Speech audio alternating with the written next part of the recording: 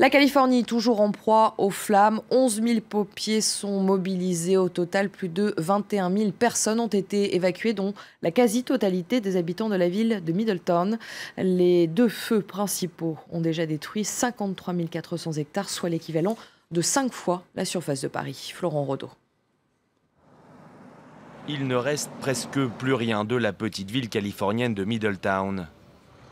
4 jours après le début des incendies, on ne compte plus le nombre de carcasses de voitures calcinées et quelques volontaires tentent tant bien que mal de déblayer les routes coupées par les chutes d'arbres.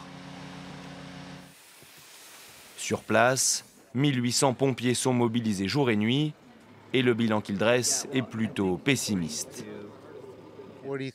16 000 hectares en moins de 12 heures, c'est en train de devenir la norme et on n'est pas encore habitué à combattre des feux qui se propagent aussi rapidement. Avec les conditions actuelles et les dégâts qui ont déjà été occasionnés, on risque de rester ici encore pendant des semaines. Ce mardi, quelques habitants de Middletown ont souhaité revenir sur les lieux de la catastrophe.